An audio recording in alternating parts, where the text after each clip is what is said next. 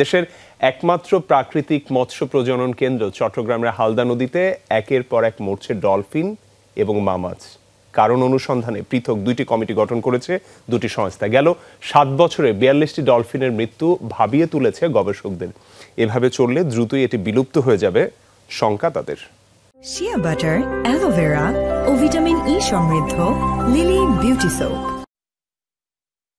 হালদা নদীতে ৭ ফুট দীর্ঘ ৮৯ কেজি ওজনের গাঙ্গেয় প্রজাতির মৃত ডলফিন এবং ১০ কেজির মৃত কাতলা মাছ ভেসে ওঠে গত ২৫ জুন। ৬ দিন পর ১ জুলাই মারা যায় আরও একটি ডলফিন এবং মা মাছ। এ নিয়ে ১৪ দিনে মরল ৬টি মা মাছ ও ২টি ডলফিন। ঘটনা তদন্তে পৃথক কমিটি করেছে মৎস্য অফিস ও পরিবেশ অধিদপ্তর।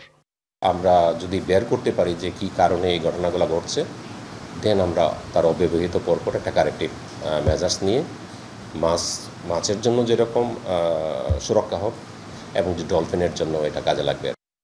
গেল ৭ বছরে চট্টগ্রামের হালদা নদীতে অন্তত ৪২টি ডলফিনের মৃত্যু হয়েছে। হয় মাছ ধরার জালে আটকে, নয়তো ড্রেজারের আঘাতে কিংবা ভয়াবহ দূষণের কারণে মারা যাচ্ছে বলে দাবি গবেষকদের। জালে আটকে মারা যাচ্ছে, আবার কিছু কিছু ডলফিন আমরা দেখতে পেলাম ইঞ্জিন চালিত নৌকার প্রোফাইলারের আঘাতের ফলে, এবং আরও কিছু ডলফিন আমরা দেখতে পেলাম যেই ডলফিনগুলোতে আসলে কোনো ধরনের আঘাতও চিহ্নও নেই, কোনো তার মুখের মধ্যে কোনো আপনার জালেও নেই, অর্থাৎ এগুলো হচ্ছে একদম ফুলি ম্যাচিউর। গাঙ্গেয় প্রজাতির এসব ডলফিন বিশ্বে অনেকটাই বিরল। জীববৈচিত্র্য রক্ষায় এদের ভূমিকা গুরুত্বপূর্ণ হলেও বাঁচাতে উদাসীন সব সংস্থা।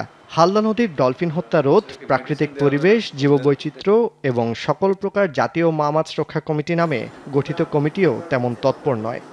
একটা কমিটি করে দেওয়া হয় এবং বিভিন্ন অধিদপ্তরগুলোকে সম্পৃক্ত করে, মৎস্য পরিবেশ সবগুলোকে সম্পৃক্ত করে। কিন্তু এই কমিটি করে দেওয়ার পর কমিটির মিটিং কয়েকটা হয়েছে, আমার মনে হয় কোভিডের সময় ৪-৫টার মতো হয়েছে। এরপর আর মিটিংগুলো কিন্তু কন্টিনিউ হচ্ছে না। ২০১২ সালে মিঠা পানির এই ডলফিনকে অতি বিপন্ন প্রজাতি হিসেবে লাল ক্যাটাগরিভুক্ত করে আন্তর্জাতিক প্রকৃতি ও প্রাকৃতিক সম্পদ সংরক্ষণ সংঘ ICUN। জোবায়েত ইবনে শাহাদাত, যমুনা নিউজ, চট্টগ্রাম।